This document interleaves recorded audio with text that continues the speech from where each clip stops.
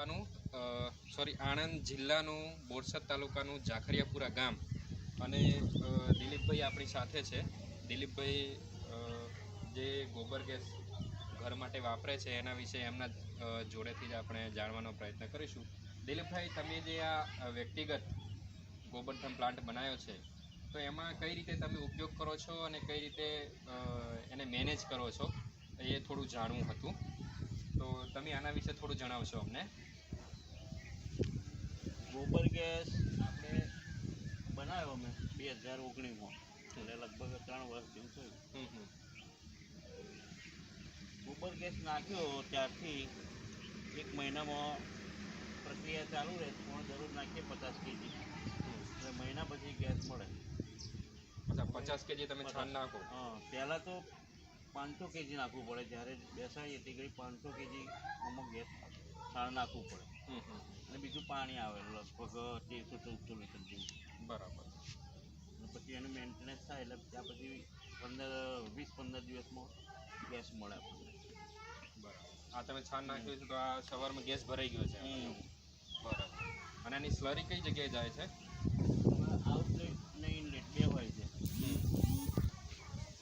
ઇનલેટમાં પણ નાખો એટલે અંદર ઘોળી અને પાણી અંદર મિક્સ કરી અને રબડી જેવું બનાવી અને અંદર જવા દેવાનું.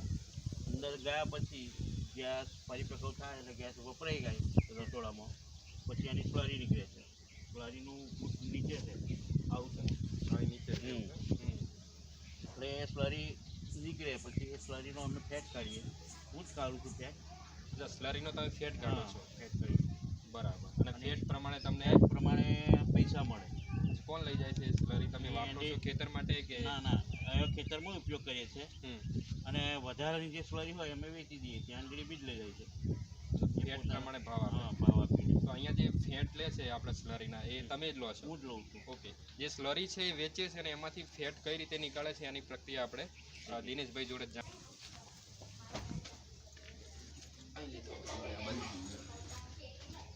આ સ્લરી છે જે છાણમાંથી ગેસ બન્યો ને જે એમાંથી વધી છે એ સ્લરી છે.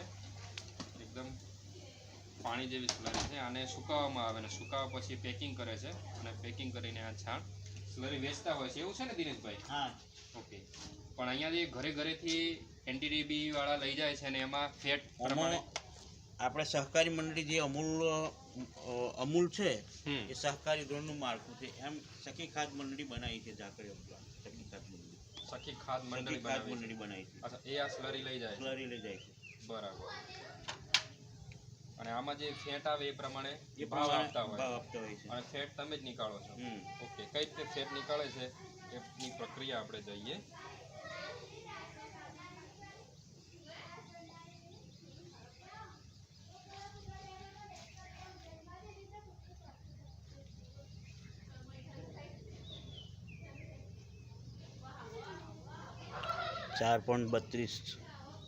સમથિંગ 4.5 ફેટ છે.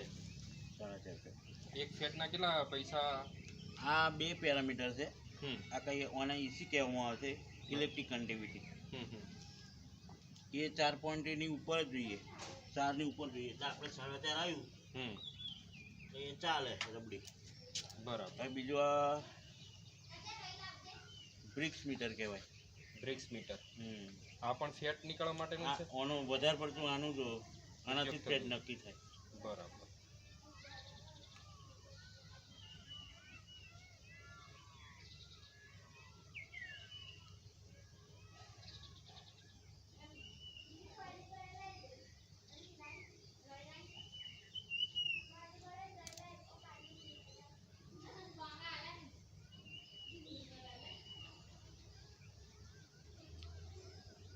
આમાં 2.1 છે.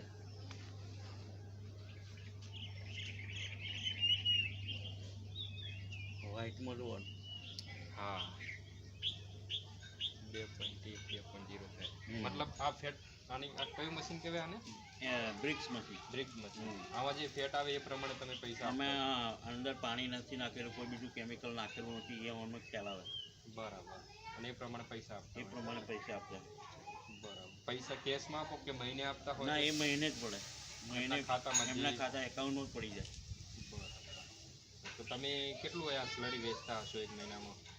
અહીં તો કાયમ ચાલુ જ રહેશે, પણ લગભગ વરસાદને રસ્તાઓનું ઠેકાણું ના હોય, આવું ભીનું હોય એટલે ટ્રેક્ટર આવી ના શકે એવું હોય. અચ્છા, વરસાદ અત્યારે હમણાં વરસાદના કારણે થોડું અને બંધ છે. ત્યાં પાછું શું કે ત્યાં આગળ ધૂપ આવો તાપ નીકળે હમ. તો જ શું આ ખાતર અચ્છા, સુકાય. આને સુકાવવા માટે હા, તડકાની તાપની જરૂર પડે. હમ. તમને આ સ્લરી વેચો તો એક મહિનામાં કેટલો નફો થતો હશે સ્લરીનો?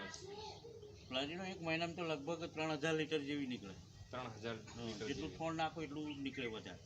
બરાબર. છોડ ઉપર ડિપેન્ડ કરે, જેટલું નાખો એટલું નીકળે. મતલબ 3,000-3,500 તમને સ્લરીના મળી રહેતા હા. હોય છે. અને આ ગેસ તમને ફ્રીમાં ફ્રીમાં વાપરવા મળી મળે રહે, છે. આખો દિવસ ચાલે? આખો દિવસ ચાલે. વધારે કોઈ મહેમાન આવે તો પણ તો ચાલે? બની જાય, 25 થી 30 માણસનું રસોડું બને. અચ્છા, 25 થી 30 હમ. ના હોય તો એ ચાલે તમને? ચાલે ચાલે. સરસ. 2019માં અમે ગેસ પુરાયો હતો, અત્યાર સુધી પુરાયો જ નહીં.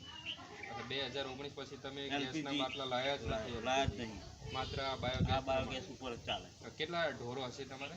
મારે લગભગ પહેલા 4 હતા, પણ મેં બે વચ્ચે વેચી દીધા હતા. અત્યારે મારા જોડે 3.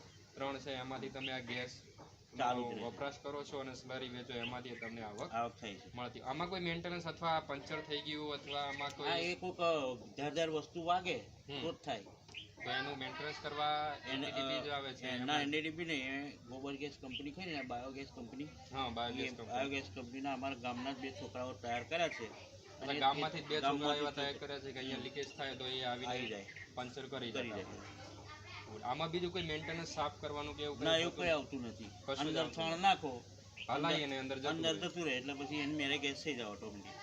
સરસ. અને વધારે ગેસ થાય ત્યારે પેલી સ્લરી નીકળી જાય આગળ, અને સ્લરી પરિપક્વ પછી થાય એટલે. સ્લરી લેવા આવી જતા હોય. સ્લરી લેવાય કાયમ ટ્રેક્ટર આવતું જ હોય છે લગભગ.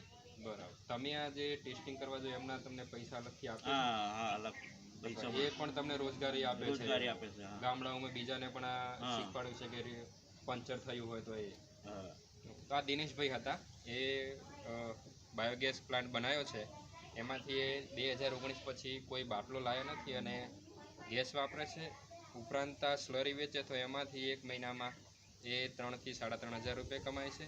બીજું, આ સ્લરીના જો ફેટ કાઢવામાં એ પોતે દરેક ગામમાં ફેટ કાઢવાનું કામ કરે છે, તો એમને પણ જે કંપની છે એ પણ પૈસા આપે છે. મતલબ ગોબર ગેસ બનાવવાથી વ્યક્તિગત પણ ફાયદા છે અને ગામમાં બીજી રોજગારી પણ મળી રહેતી હોય છે. ધન્યવાદ.